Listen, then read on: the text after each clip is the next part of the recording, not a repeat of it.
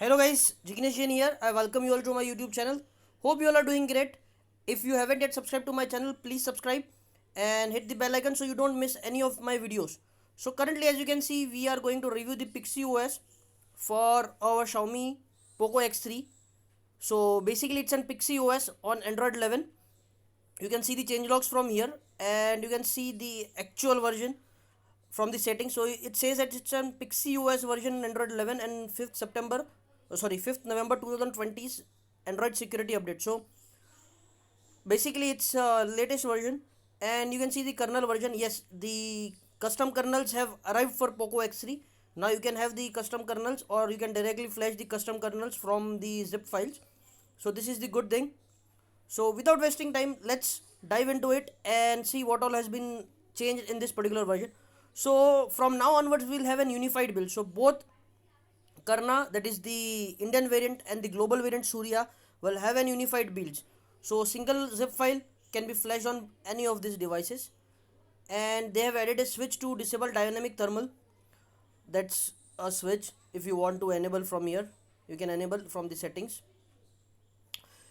They have also added the support for all regions firmware and disable NFC for Karna. Yes, so NFC is still not working on Karna, so they have disabled it completely. Notification LED has been fixed right now. Access point issues, that is when when you reboot your phone, the internet must not be working for major of the people, so we had to select the access points in the settings.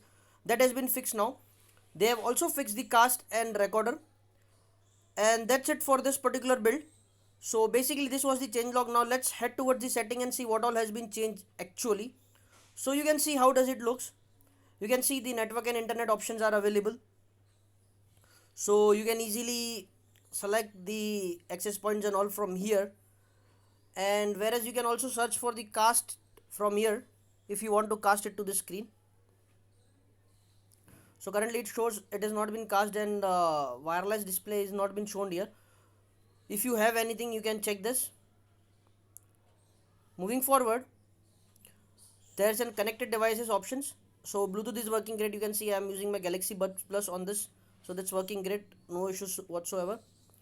And you can also check the apps and notifications. You can disable notification and conversation from here itself if you want to. There is also an option to automatically reply, so if you want to, you can enable that also, auto reply functions. That auto reply is not directly auto reply, it's an suggestion types of, so you can activate that feature if you want to get a suggestion and just you can reply by just a single click. In the battery, you can see the battery icon and the animations.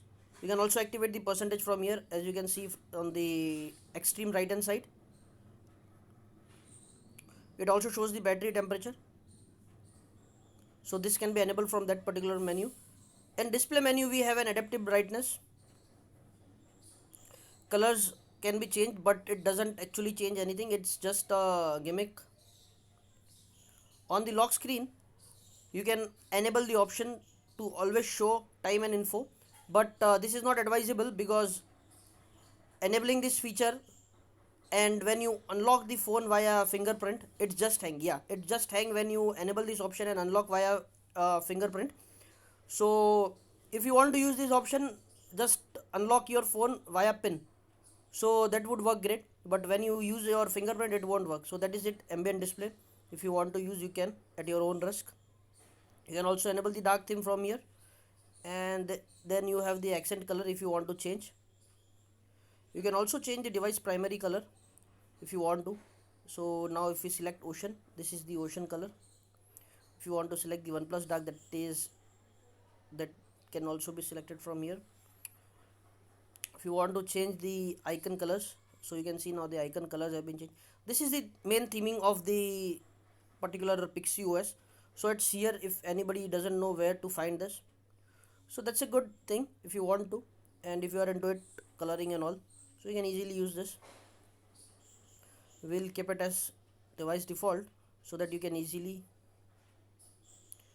see the things. One more thing, if you try to enable it directly from the white theme you won't be able to. You'll have to enable the dark theme for enabling this. So in case if you enable dark theme, then only this all things would work. You also have the option to change the fonts, icon shape, and the icon pack from here if you want to. Moving forward, you have sound. You also get the live caption option. If you want to, you can enable it from here, and you can also change the vibration and touchscreen things from here. Other than that, fingerprint unlock and face unlock is working good, no issues whatsoever.